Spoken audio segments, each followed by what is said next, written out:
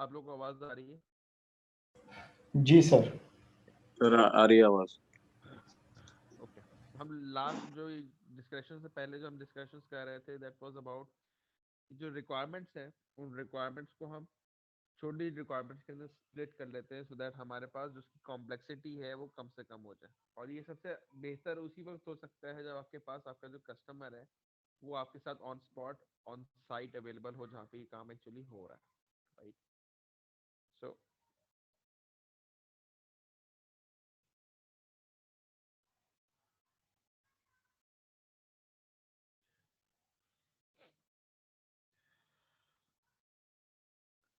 अच्छा, अगली चीज आती है आपके पास रिक्वायरमेंट की प्रायोरिटाइजेशन।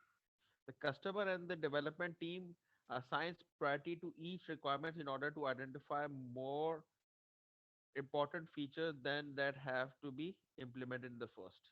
ठीक है, तो थोड़ी देर पहले हम बात कर रहे थे कि रिक्वायरमेंट्स के वेस्ट निकालने के लिए हमें राइट जो प्रायोरिटी है वो सेट करनी पड़ेगी टू द रिक्वायरमेंट सेट, ताकि उसको हम बेसलाइन करके आगे से आगे बढ़ सकें। सही है।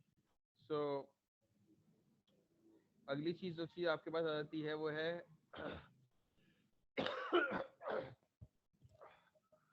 incremental releases। Functionalities are released in smaller but frequent bunches from 2 weeks to 2 months in order to collect the feedback from the customer। अच्छा, एजाइल की जो सबसे इम्पोर्टेंट एलिमेंट है अपार्ट फ्रॉम कि कस्टमर आपके साथ एंगेज हुआ हुआ है, उसकी सबसे इम्पोर्टेंट एलिमेंट जो है वो कस्टमर फ्रीक्वेंट कस्टमर फीडबैक होता है। कि जो चीज़ आपने बनाई और बनाने के बाद आपने फौरन से उसको फीडबैक लेके जो चेंजेस आनी है उनको देर एंड देन वहीं पे इम्प्लीमेंट करके उसको आगे बढ़ना शुरू होगा। इसकी वजह से आपकी जो रिक्वायरमेंट होती है वो जल्दी डेवलप होती है, जल्दी डेवलप होने के बाद वो आगे चलना शुरू हो जाती है। सो आप फ्रीक्वेंट रिलीजेस के अंदर जो कि 2 वीक्स या 2 मंथ्स की जो भी आपने बंच अपना सेट किया हुआ है या स्क्रम अपना सेट किया हुआ है, उसके अंदर आप चीज़ को डेवलप करके पुश कर देते हैं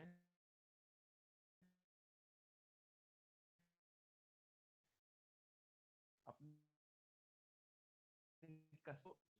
जो में ये इंक्रीमेंटली आप फॉरवर्ड कर रहे हो। समराइज अगर हम कर लें कि वेस्ट आइडेंटिफाई करने के लिए हम जो चीज़ों को देख रहे होते हैं वो ये होती हैं कि हम कोड को उसमें से उस पे हम काम कर रहे हो, रिक्वायरमेंट जो डेवलपमेंट टीम है उसमें कस्टमर साथ साथ बैठा हुआ हो, जो कॉमन लैंग्वेज के अंदर बात हो रही हो, इंटीग्रेशन और डेवलपमेंट टीम और कस्टमर जो है ना वो ज़्यादा करीब होंगे, तो ज़्यादा चांसेस की चीज़ें फास्ट पेस में एग्जीक्यूट कर रही होंगे। रिक्वायरमेंट्स जो कॉम्प्लेक्स हैं उनको छोटी रिक्वायरमेंट्स में स्प्रेड कर लिया जाएगा, उनकी प्रायोरिटाइजेशन की जाएगी और उनको इंक्रीमेंटली रिलीजेस के थ्रू आगे फॉरवर्ड करते रहेंगे क्लाइंट के पास, ताकि उनका फीडबैक जो है वो भी उसमें हम रिकॉर्ड कर सकें। तो इस तरीके से आप बेस्ड रिक्वायरमेंट को मैनेज करने के लिए आप इवोल्यूशन रिक्वायरमेंट इवोल्यूशन पे काम कर रहे हो। अब रिक्वायरमेंट इवोल्यूशन इन एक्चुअल क्या है चीज़ है? Agile companies assume that it is very hard to elicit all the requirements from the user upfront। यानी कि एक सवाल ये है कि आप किसी भी कस्टमर के पास बैठे और उससे बोले कि यार जो सॉफ्टवेयर हमने बनाना है वो हम बैठ के एक ही सिटिंग में या एक ही कस्टमर से बैठ के एक साथ वो रिक्वायरमेंट की सारी रिक्वायरमेंट ले लें, ये बहुत बड़ा चैलेंज है। जिसकी वजह से जो वाटरफॉल मॉडल है वो वाटरफॉल मॉडल फेल हो जाता है, क्योंकि आप उसमें ये एक्सपेक्ट करते हैं कि जो आपकी रिक्वायरमेंट्स हैं वो डे 1 के ऊपर जब आपकी रिक्वायरमेंट क्लोज होती है और साइन ऑफ हो जाती है उसके बाद वो चीज़ वहाँ पे आके रुक जाती है।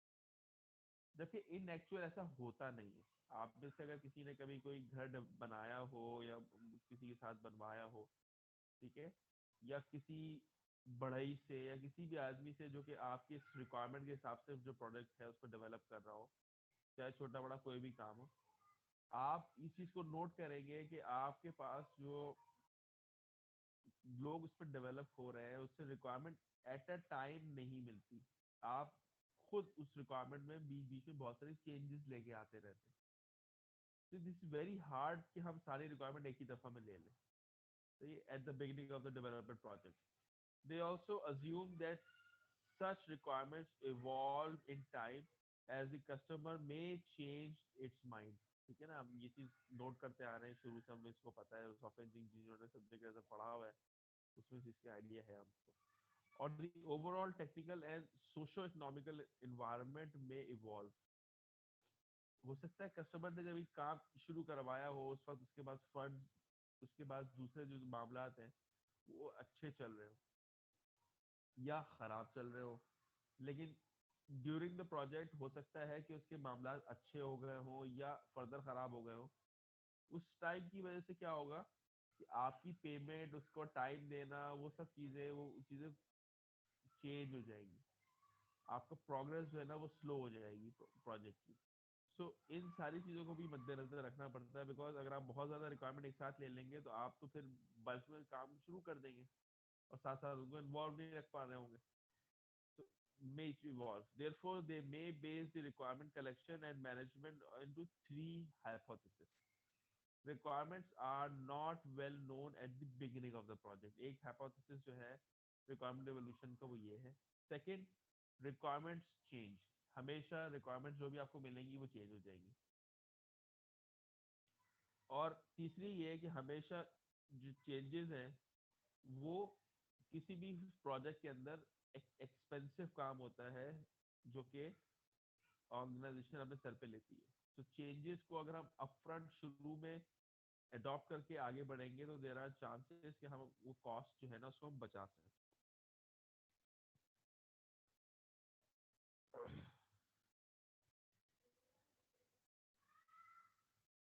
उसके बाद अगली चीज आपके पास आती है कि जी रिक्वायरमेंट इवोल्यूशन के अंदर उसमें ये है कि आपकी जो कॉस्ट है और आपका जो टाइम है वो उसके ऊपर इम्पार्ट हो रहा होता है. एम अज्यूम दैट, मतलब एजाइल जो है, जो एजाइल मैनेजर्स हैं, assumes that the cost of the introducing the change in the product is nearly constant over the time, but this hypothesis is not true in every context. अमूमन क्या assume किया जा रहा होता है कि यार जो रिक्वायरमेंट हमने ली थी उस रिक्वायरमेंट में अगर किसी किस्म का कोई चेंज आएगा तो एट एन एवरेज वो चेंज मैं आज लेकर आऊँ या मैं 2 महीने बाद लेकर आऊँ उसकी कॉस्ट एक जैसी होगी. लेकिन ये हाइपोथेसिस ठीक नहीं है.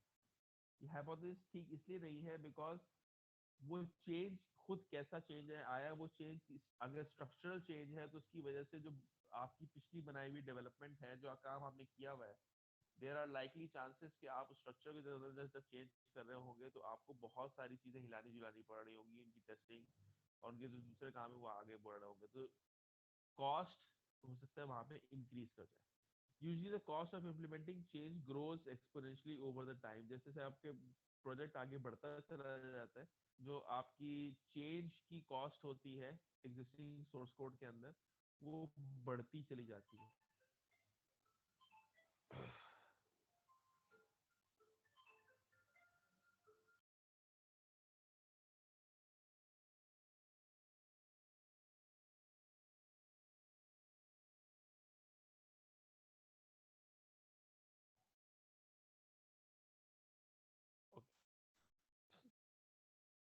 Non functional requirements. Agile methodologies do not provide any widely accepted technique for eliciting the and managing non-functional requirements. ये एक बहुत बड़ा चैलेंज है जो कि एजाइल के साथ आ जाता है. अच्छा, नॉन फंक्शनल रिक्वायरमेंट्स के बारे में अमूमन कस्टमर भी आपको बहुत डिटेल से नहीं बता सकता, बिकॉज कस्टमर को हम ये अज्यूम करके चल रहे होते हैं कि वो एक नॉन टेक्निकल पर्सन है और उस नॉन टेक्निकल पर्सन से हम ये जो नॉन फंक्शनल रिक्वायरमेंट्स है वो हम एक्सपेक्ट नहीं कर रहे होते. प्लस हम चूंकि उस डोमेन का पार्ट नहीं होते तो हमें उन चीज़ों के बारे में बहुत ज़्यादा समझ नहीं होती कि कौन से एनवायरनमेंट में कितनी सिक्योरिटी रिक्वायर्ड है and so on so fourth, कितनी जो है ना एनवायरनमेंट रॉबस्ट होना चाहिए, कितना जो है ना उसकी मेंटेनेंस होनी चाहिए. ये सब चीज़ें होती हैं जो कि ओवर द टाइम डेवलप होती है और अंडरस्टैंडिंग में आती है.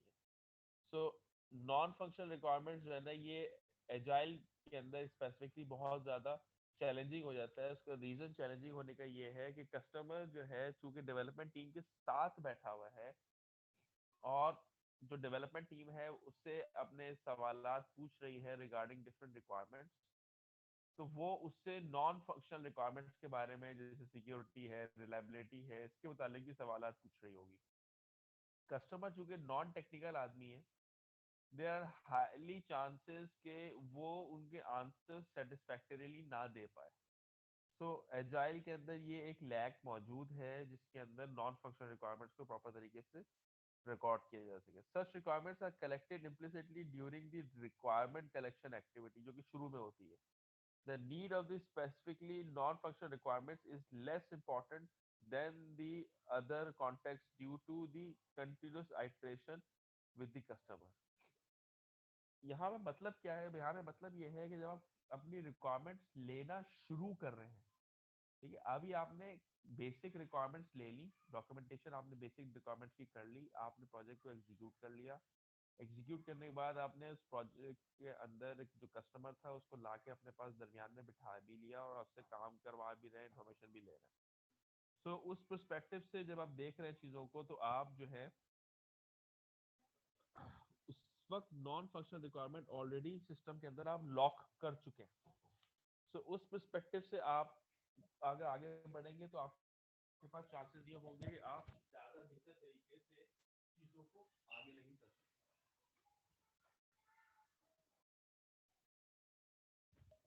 ओके, सो उसके अंदर आप जो है रिक्वायरमेंट्स को specifically at the time of project initiation आप उसको लॉक कर रहे होते हैं। नेक्स्ट आपके पास चीज आ जाती है, वो ये आती है कि जी non functional requirements are less important due to the context of the continuous integration of the customer, because जब कस्टमर आपके साथ बैठा हुआ है तो वो आपके साथ जो इंटीग्रेशंस हैं वो जो है ना उसके ऊपर हम आगे लेके चल रहे होते हैं। Often the customer does not perceive a high impact of non functional requirement, for example scalability हो गया, सिक्योरिटी हो गया, इसके ऊपर वो ज़्यादा इंपॉर्टेंस नहीं दे रहे होते बिकॉज उसकी इसकी समझ ही नहीं होती। दिस में effect deeply in the release of final version of the applications. Therefore, the development team has to guide the customer in order to identify such hidden needs. This approach to non-functional requirements may represent a major risk in the agile team. I think इसके ऊपर आपको clarity अगर आ गई है तो फिर हम उस पर आगे बढ़ सकते हैं, बिकॉज दिस इज समथिंग जहाँ पे हमारे पास एक कैश 22 बना हुआ है। कैश 22 इस तरह से बना हुआ है कि जो टेक्निकल टीम है वो अपनी रिक्वायरमेंट कस्टमर से इटसेल्फ वहीं से जनरेट कर रही है। साइमल्टेनियसली जो कस्टमर है आपका उसको नॉन फंक्शनल रिक्वायरमेंट के बारे में पता ही नहीं है, बिकॉज ये एक टेक्निकल चीज़ होती है। सो हम एक बहुत बड़ी अजम्पशन लेके चल रहे हैं, वो ये लेके चल रहे हैं कि जो डेवलपमेंट टीम कस्टमर के साथ इंगेज हुई भी है वो कस्टमर को गाइड करे कि जी नॉन फंक्शनल रिक्वायरमेंट्स क्या होती हैं, और उसकी बेसिस के ऊपर कस्टमर सोचे समझे, अपने जो डिफरेंट स्टेक होल्डर्स हैं उनसे बात करने के बाद आपको जवाब दे रहा हो कि जी ये रिक्वायरमेंट है, ये रिक्वायरमेंट है, ये रिक्वायरमेंट है। देयर आर चांसेस कि इसके अंदर बहुत सारी इंपॉर्टेंट नॉन फंक्शनल रिक्वायरमेंट्स जो है ना वो मिस हो जाए, तो ये एक इम्बेडेड रिस्क होता है जब आप एजाइल टीम के साथ काम कर रहे हो।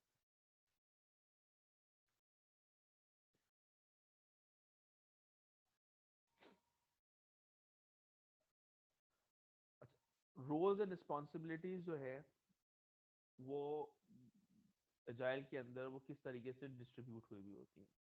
Agile firms requires a high level of integration among customers, managers and developers, ठीक है। Usually such interaction is unmediated. अच्छा, अनमीडिएटेड से क्या मुराद है यहाँ पे? अनमीडिएटेड से मुराद ये है कि अगर आप टिपिकल सॉफ्टवेयर डेवलपमेंट की बात करें तो उसके अंदर कस्टमर से बात करने के लिए जो लोग डेडिकेटेड होते हैं वो अमूमन बिजनेस एनालिस्ट लॉट के लोग होते हैं। लेकिन अगर कस्टमर आपके साथ बैठा हुआ है और वहाँ बैठ के जहाँ डेवलपमेंट टीम काम कर रही है, तो और कोई भी शख्स उठ के जाके उस कस्टमर से बात कर सकता है, तो उसका मतलब ये है कि जो मीडिएटेड चैनल था, यानी कि जहाँ पे रिक्वायरमेंट्स को मैनेज किया जा सकता था, वो वो बिजनेस एनालिस्ट वाली लेयर जो थी वो वहाँ से खत्म हो गई। सो such interaction is unmediated and all the stakeholders meet frequently in working sessions to improve the mutual understanding, the quality of the final product and keep the product under control on time and budget. ये एक बहुत बड़ा challenge हो जाता है. So roles and responsibilities of customer managers and developers assume a paramount importance and have a broad impact on the evolution of the software project.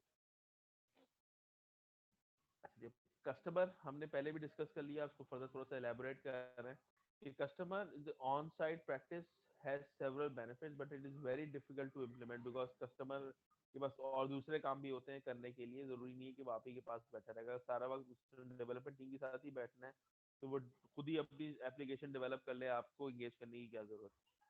So a poor implementation of this practice may reduce the effectiveness. The customer's presence is extremely important in agile projects since the amount of documentation is reduced to the minimum and the development team often ask for clarification regarding the requirements because वो वहाँ बैठा हुआ होता है तो हर चीज को documentally record करने के बजाय लोग वहीं से देर देर उससे आंसर्स ले रहे होते हैं और ये चीजें निस्बतन फास्ट पेस में आगे बढ़ रही होती है. The constant presence of the customer replaces most of the documentation required and describe requirements in detail, and his or her contribution is a key factor for the success of the project. Of course वो वहाँ बैठा होगा, चीज को देख रहा होगा, साथ में अगर कोई चीज चेंज है, गलत हो रही है तो वहीं पे करेक्शन करवा के वो चीजों को इम्प्रूवमेंट की हद पे आगे ले जा सकता है. The customer provides feedback to the development team in order to identify potential problems early in the development team and avoid the major impact in the project schedule. ठीक है, ये बात हम पिछले जो स्लाइड है उसमें भी हम करते हुए चले आ रहे हैं. डेवलपर का रोल क्या होता है? The whole development team is highly involved with the customer management by collecting, negotiating requirements. For these reasons, the skills required by the development and agile teams are not common. अच्छा, आप तमाम लोग खुद IT में काम करते आ रहे हैं, तमाम चीजें आ रही हैं. हम लोगों को एज एन इंजीनियर कम्युनिकेशन के बारे में बहुत ज़्यादा पढ़ाया ही नहीं जाता, जिसकी वजह से अमूमन हमारे यहाँ जो टेक्निकल लोग हैं जो कि बहुत अच्छे होते हैं, बहुत बेहतरीन चीज़ डिलीवर कर सकते हैं, उनको भी कम्युनिकेशन में मसला आ रहा होता है. अब यहाँ पर जो सबसे बड़ा चैलेंज है वो चैलेंज ये है कि जो कस्टमर वहाँ पे बैठा हुआ है वो डेवलपर नहीं है, तो आपने उससे जिस जबान में बात करनी है वो जबान आम फहम जबान होनी चाहिए रादर की टेक्निकल जबान हो. ठीक है, तो उस पर्सपेक्टिव को मद्देनजर रखना है. प्लस हर आईटी इंजीनियर अच्छे तरीके से कम्युनिकेट नहीं भी कर पाता है, ये भी एक बहुत बड़ा चैलेंज होता है. और कस्टमर जो होता है यूजली बिजनेस यूजर होता है जिसकी वजह से वो चीज़ों को डिलीवर कर रहा होता है, तो उसको उस जबान में समझाना है, बात करना वो ज़्यादा इम्पोर्टेंट है. अच्छा, जो स्किल्स रिक्वायर्ड होती हैं एजाइल टीम्स में जो कि कॉमन नहीं है वो है कि जी they have to be a very good developer. एक तो वो ये बात कॉमन चीज़ है कि वो होनी ही चाहिए उसके अंदर. Be able to work in teams, interact with customer using his or her own language. Since agile methodologies focus on the iteration, the development team has the responsibility to educate the customer. ठीक है, जो बात हम पहले कर चुके हैं कि कस्टमर की इंटरेक्शन जो है वो डेवलपमेंट टीम के साथ हो रही है, और अगर कस्टमर जो है टेक्निकल बहुत ज़्यादा नहीं है, बिजनेस को बहुत अच्छे तरीके से समझता है, लेकिन अगर वो टेक्निकल टर्म्स में अपने आप इतना वर्ल्ड वर्स नहीं है, तो कस्टमर्स को गाइड करने के लिए डेवलपमेंट टीम होनी चाहिए. अब वो भी जरूरी नहीं है कि वो प्रॉपर तरीके से डेवलपमेंट टीम उसको फोकस कर सके, इसलिए एजाइल अमूमन पाकिस्तान के अंदर जो है वो कंप्लीटली इम्प्लीमेंट हो नहीं पाता. The team has to provide working and high quality software to the customer at every iteration in order to get valuable feedback. अच्छा, जब आप सॉफ्टवेयर डेवलपमेंट करते हैं और आपने अपने स्प्रिंट्स को बहुत बड़ा बड़ा रखा हुआ होता है, तो अमूमन जो चीज़ डेवलप होती है वो निस्बतन इस हालत में होती है कि वो चलाई जा सके, एग्जीक्यूट हो सके, so on so forth. लेकिन अगर आपकी स्प्रिंट्स छोटी हैं तो उसके अंदर जो डेवलपमेंट होगी वो बहुत छोटी सी होगी और आपको स्प्रिंट कंप्लीट करने की खातिर उसके लिए इसको आगे बढ़ना पड़ेगा. इसमें नुकसान ये होता है कि जो कस्टमर है वो चूंकि नॉन टेक्निकल आदमी है, वो आपकी चीज़ों को बहुत शायद बहुत प्रॉपर तरीके से समझ ना पाए. उस पर्सपेक्टिव से आपने उसको वो एप्लीकेशन देनी होती है जो कि निस्बतन एग्जीक्यूटेबल फॉर्म के अंदर हो, ताकि वो उस पर फीडबैक दे सके, बिकॉज वो एक बिजनेस यूजर है, वो टेक्निकल यूजर नहीं है।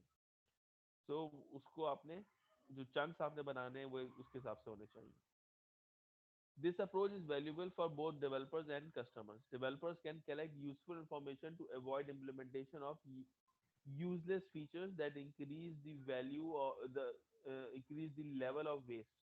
Customers can use or at least test the product a few weeks after the project starts. जो कि छोटे छोटे स्प्रिंट्स में काम हो रहा होता है, तो कस्टमर को भी चीजें जल्दी जल्दी मिल रही होती है। तो उसी माइंड फ्रेम के साथ अगर वो चीजों को देख के चल रहा होगा तो फिर ये चैलेंज कंटिन्यू होता रहेगा।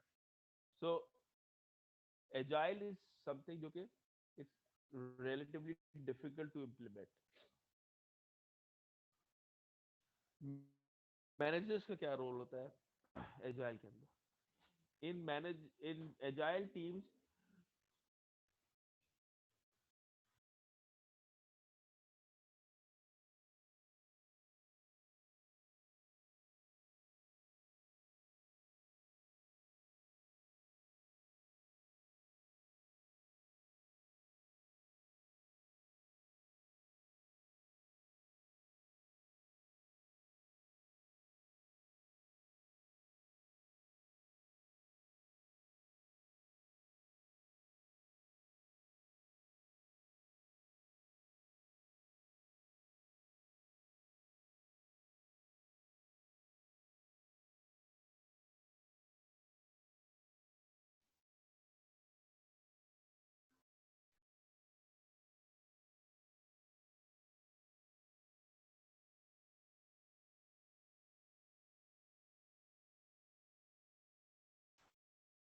यू आर डिस्कसिंग मैनेजर्स का जो रोल होता है। सॉरी थोड़ा सा एक कॉल आ गई थी बीच में। तो मैनेजर के जो रोल हमारे पास होते हैं, in agile team managers have to create and sustain a framework for the establishment of the product integration between the development teams and the customer. They can achieve this goal by identifying the best people to be included in the agile team, promoting collaboration, negotiation, contracts with the customers and all. This approach relies on the reliability in the availability of the manager to satisfy the customer and allow maximum flexibility of the development process as required by agile projects. Basically managers जो agile team के अंदर होते हैं, इनका काम overall project की supervision होता है कि कौन सी चीज कहाँ पे स्लिप आउट हो रही है और कहाँ से मैनेज हो रही है। जो जिन प्रॉब्लम्स का जिक्र हम थोड़ी देर पहले कर रहे थे कि एक कस्टमर को प्रॉब्लम फेस हो सकती है या डेवलपर को प्रॉब्लम फेस कर रही हो सकती है, जो मैनेजर होता है इसका काम यहाँ पर आके वो उसको थोड़ा सा स्मूथ आउट करना होता है कि जहाँ पे वो चीजें लेके चल रहा हो। However, अगर मैं मैनेजर की प्रॉब्लम्स की जिक्र करूँ तो मैनेजर की प्रॉब्लम्स के अंदर सबसे बड़ी प्रॉब्लम ये होती है कि इसने वो लोग सिलेक्ट करने होते हैं, वो राइट लोग सिलेक्ट करने जो कि एक्चुअली डेवलपर्स की टीम का पार्ट बन सके, जो कि निगोशिएट कर सके और जो कि कोलैबोरेट तरीके से काम कर सकें उस टीम के साथ, उस कस्टमर के साथ। So, which is itself is a big challenge.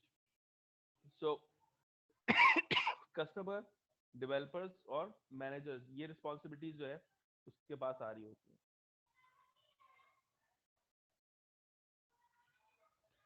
अच्छा, यहाँ तक मुझे बताइए कि एजाइल के पर्सपेक्टिव से कितनी क्लैरिटी आपके पास आई है या इसको थोड़ा सा और फर्दर इलेबोरेट करना है?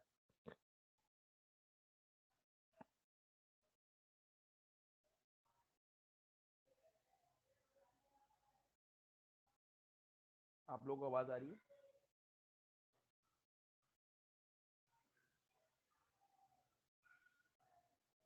जी जी सर, वॉइस आ रही। ठीक है।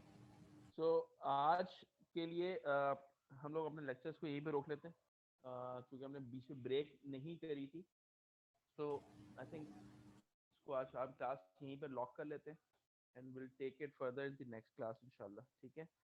अच्छा, मुझे एक चीज़ आप लोगों से ये पूछनी थी कि जो अभी लास्ट फ्राइडे कश्मीर डे की वजह से ऑफ हुआ था, जी सर। उस वजह से आप लोगों की कोई बेकअप क्लास कंडक्ट होनी है या नहीं होनी है? सर ये लोग शेड्यूल लगाते हैं, आपने होता ये है कि प्रीवियस वीक किसी की भी क्लास नहीं हुई थी, तो उसी वीक के सैटरडे संडे में मेकअप लग गए थे, बट ये इंस्ट्रक्शन डिपार्टमेंट की तरफ से आएगी कि अगर क्लैश नहीं हुआ तो फिर ये लोग खुद ही लगाएंगे, इन्फॉर्म कर देंगे सर। ठीक है। ये मुझसे इस बारे में ना बशारत साहब ना काशिफ साहब किसी से भी इस बारे में मेरी कोई डिस्कशन हुई नहीं है।